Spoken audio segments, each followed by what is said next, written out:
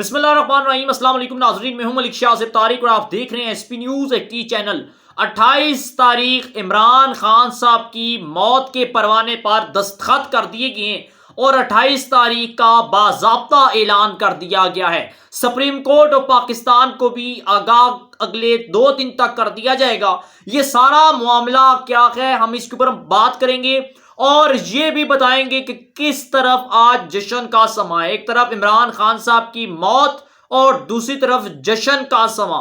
اتنا بڑا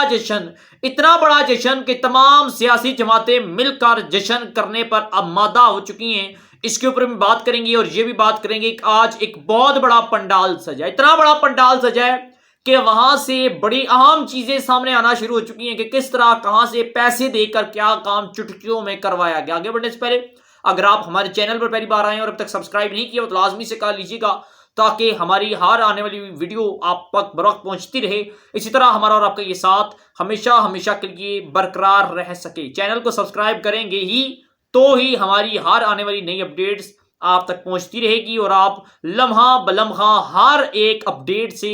آگاہ رہ سکیں گے۔ اڈیالہ جیل راولپنڈی میں اس وقت ہنگامہ مچ چکا ہے۔ آج عدالت نے عمران خان صاحب سے تحقیقات کرنے کے لیے پنڈی کی پولیس کو اجازت دے دی ہے کہ بھائی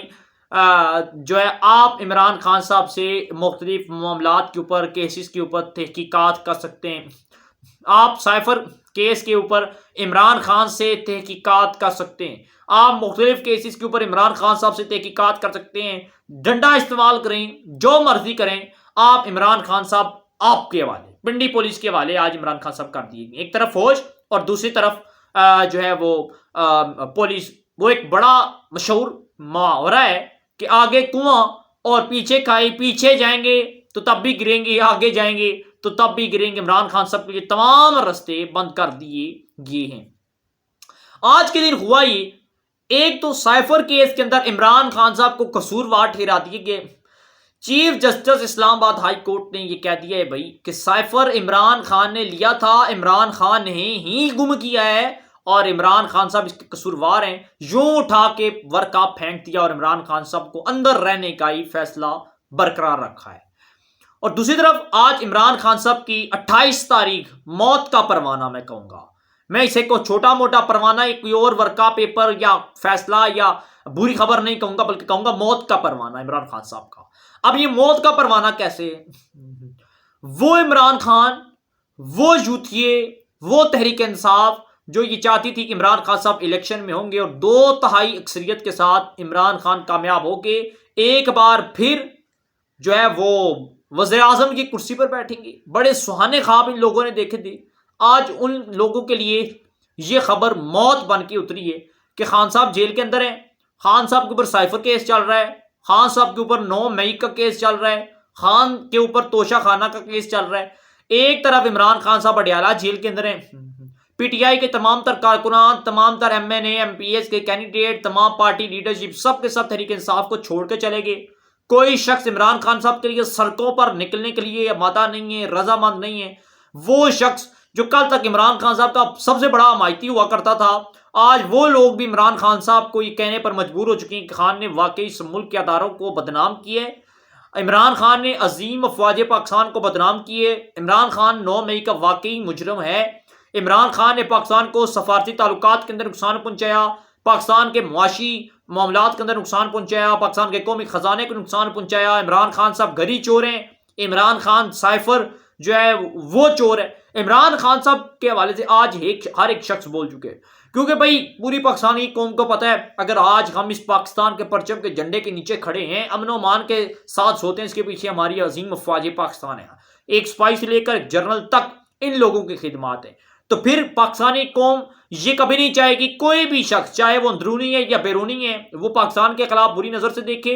یا پھر پاکستان کے اداروں کے خلاف بات کرے یا پاکستان کے افواج پاکستان کے خلاف بات کرے۔ پاکستانی قوم ان سے معاف نہیں کرتی اور آج عمران خان صاحب نے اپنا مورال خود تباہ کر دیا ہے۔ اور ایک طرف عمران خان صاحب اندر ہیں، دوسری طرف عمران خان صاحب کے موت کا پروانہ، یعنی کہ الیکشن کمیشن آف پاکستان نے الیکشن کا اعلان کر دیا ہے 28 تاریخ کو، 28 جنوری 2024 بروز اتوار کو پورے پاکستان کے اندر ایک ساتھ الیکشن کا اعلان کر دیا ہے، اور اگلے 1 سے 2 دن تک یعنی کہ سوموار منگل تک الیکشن کمیشن آف پاکستان باضابطہ طور پر تحریری طور پر سپریم کورٹ آف پاکستان کو بھی آگاہ کر دے گی۔ ہم تیار ہو چکے ہیں، پیسہ ہمارے پاس موجود ہے، ہم 28 جنوری 2024 کو پورے پاکستان کے اندر ایک ساتھ الیکشن کروانے پر رضامند ہو چکے ہیں، لہٰذا آپ کو ہم آگاہ کر رہے ہیں، جس پر سپریم کورٹ آف پاکستان باقاعدہ طور پر اجازت دے دی گی۔ وہ کہے گی کروائیں بھائی الیکشن اس ملک کا آخری حل ہے، الیکشن جمہوری پروسیس ہے بھائی، وہ ہونا چاہیے، اور اس الیکشن کے اندر عمران خان ہوں گے ہی نہیں، اگر ہوئے بھی عمران خان صاحب کا ٹکٹ لینے والا کوئی نہیں ہوگا، چونکہ اب عمران خان صاحب اپنا وہ سیاسی مورال عوام کے اندر کھو چکے ہیں۔ عوام کے اندر ہونا سیاسی ایک جو ریدم ہوتا ہے نا، سیاسی جو ریپوٹیشن ہوتی ہے اس کے اندر کھو چکے ہیں، اداروں کے اندر کھو چکے ہیں، اپنا معیار وقار اسٹیبلشمنٹ کے اندر کھو چکے ہیں، یعنی کہ اس وقت جیل کے اندر عمران خان صاحب کے پاس چیخیں مارنے، ہنگامہ کرنے کے علاوہ اور کچھ نہیں رہا، جیل سے شور ڈالنے، شور شرابہ کرنے کے علاوہ خان صاحب کے پاس کچھ نہیں رہا۔ اور عمران خان نے جیل کے اندر بابر اعوان اور دیگر لوگوں سے ملنے سے انکار کر دیا، بھائی مجھے اب ان لوگوں کی ضرورت نہیں ہے، میں اتنے دن سے جیل کے اندر گل رہا ہوں، سر رہا ہوں، ان لوگوں کو پرواہ نہیں، کچھ نہیں کر سکتے، لہٰذا جیل کے اندر انہیں نہیں آنے دینا۔ یہ اس وقت معاملات ہو چکے ہیں، اور الیکشن کمیشن نے 28 تاریخ بروز اتوار جنوری 2024 کو الیکشن کروانے کا اعلان کر دیا ہے، اور یہ خبر عمران خان صاحب کو اس طرح چبھ رہی ہے کہ جس کا اندازہ آپ کو نہیں ہو سکتا، وہ یعنی کہ کوئی پی ٹی آئی والا ہی کر سکتا ہے کہ اس کا لیڈر اس وقت کتنی پریشانی کے اندر ہوگا۔ ناظرین، اور اس سارے معاملے کے بعد